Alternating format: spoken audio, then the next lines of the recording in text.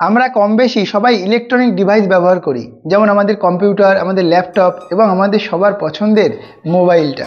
এই মোবাইল এবং ইলেকট্রনিক ডিভাইসগুলোতে বিভিন্ন ধরনের সেটিংস থাকে এবং আমরা আমাদের পছন্দ অনুযায়ী, আমাদের সুবিধা অনুযায়ী সেই সেটিংসগুলোকে পরিবর্তন করে সেই ডিভাইসটাকে ইউজ করি। আমাদের জীবনেও ঠিক এরকমটাই হয়। আমরা আমাদের জীবনে আমাদের কমফোর্ট অনুযায়ী চলি। আমরা যেটাতে বেশি আরাম পাই, যেটাতে বেশি আমাদের কমফোর্ট হয়, যেটাতে আমাদের বেশি সুবিধা হয়, যেটা আমাদের ভালো মনে হয়, আমরা সেটাই করতে থাকি। কিন্তু একটা সময় গিয়ে যদি আমরা দেখি যে আমরা যে ডিসিশনটা নিয়েছিলাম সেই ডিসিশনটা আদৌ ঠিক নয়, তাহলেই নানান সমস্যা তৈরি হয়। একটা ইলেকট্রনিক ডিভাইস এবং একটা মানুষের মধ্যে সবচেয়ে বড় পার্থক্য কি জানো? একটা ডিভাইসকে যখন তোমার পছন্দের সেটিংস অনুযায়ী তুমি পরিবর্তন করছো এবং তারপরে তুমি খেয়াল করছো যে সেই সেটিংসটা তোমার জন্য সঠিক নয়, তুমি যে সেটিংসটা পরিবর্তন করেছো সেটাতে তোমার সেই ডিভাইসটা ইউজ করতে অসুবিধা হচ্ছে, তুমি তখন চাইলে সেই ডিভাইসটাকে পুনরায় রিসেট করতে পারবে এবং সেটা আবার আগের অবস্থায় ফিরে আসবে। কিন্তু একটা মানুষের জীবনে কোনো রিসেট অপশান নেই।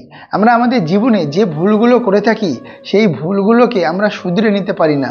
সেই ভুলগুলোকে আমরা শুধরে নিতে পারলেও সেই সময়টাকে আমরা আর ফিরে পাই না। আমরা যে সময়টা অতিবাহিত করে আসছি সেই সময়টা একবার চলে গেলে তাকে আমরা আর কখনোই ফিরে পাবো না।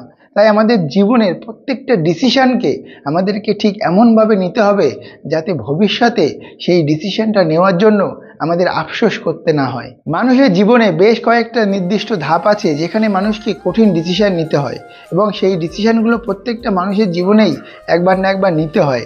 আর সেই জিনিসগুলো হলো, যখন তুমি প্রথম মাধ্যমিক পাশ করছো তখন তুমি এইচএসে কী সাবজেক্ট নিয়ে পড়াশুনো করবে, সায়েন্স নেবে, আর্টস নেবে নাকি কমার্স নিয়ে পড়াশুনো করবে, সেটা তোমাকে একবার ডিসিশন নিতে হবে।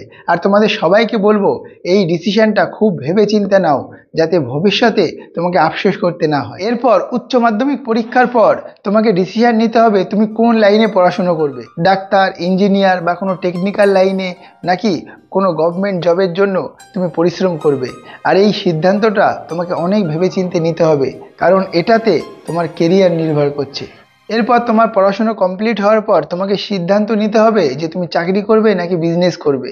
তোমাকে সবাই বলবে চাকরি করার জন্য, আর তোমার যদি ইচ্ছা থাকে যে তুমি বিজনেস করবে, তাহলে এখানে একটা বড় সিদ্ধান্ত তোমাকে নিতে হবে যে তুমি লোকের কথা শুনবে নাকি তোমার নিজের কথা শুনবে। তুমি নিজে কোনটা চাও সেটা তোমাকে বুঝতে হবে এবং সেই লাইনেই তোমাকে যেতে হবে। জীবনের এই বিশেষ মুহূর্তগুলোতে আমাদেরকে অনেক ভেবেচিন্তে ডিসিশন নিতে হয়। আর এই সিদ্ধান্তগুলো যদি আমরা ভুল নিয়ে থাকি তাহলে আমাদের সারা জীবন আফসোস করতে হয়। তাই তোমাদের সবাইকে বলবো, যেহেতু আমাদের জীবনে কোনো রিসেট অপশান নেই, আমরা যে সময়গুলোকে অতিবাহিত করে আসছি সেই সময়কে আমরা হাজারো চাইলেও আর কখনোই ফিরে পাবো না। আমরা অর্থের বিনিময়ে সেই সময়কে কখনোই কিনতে পারবো না। তাই তোমাদের সবাইকে বলবো, জীবনের বিশেষ সিদ্ধান্তগুলো নেওয়ার আগে একবার নয় 100 বার ভাবো। এরপরেও কিন্তু আমাদের অনেক সিদ্ধান্ত নিতে বাকি থেকে যায়। যখন আমরা ইনকাম করি, যখন আমরা কোনো জব করি বা বিজনেস করি, সেখান থেকে উপার্জিত অর্থ আমরা কিভাবে খরচ করব। আমরা বাড়ি করব, গাড়ি কিনবো এবং আমাদের অনেক অনেক খরচ থাকে। এবং তুমি কিভাবে তোমার খরচ করবে, তুমি কিভাবে সেভিংস করবে, কিভাবে তুমি মানি ম্যানেজমেন্ট করবে, এই সমস্ত সিদ্ধান্ত তোমাকে তোমার জীবনেই নিতে হবে। তাই তোমরা কিভাবে তোমাদের অল্প উপার্জনেও ভালো থাকতে পারবে, কিভাবে তোমরা অল্প উপার্জন করেও কিছু সেভিংস করতে পারবে, এই নিয়ে যদি তোমরা ভিডিও চাও তাহলে আমাদের অবশ্যই কমেন্ট করে জানিও।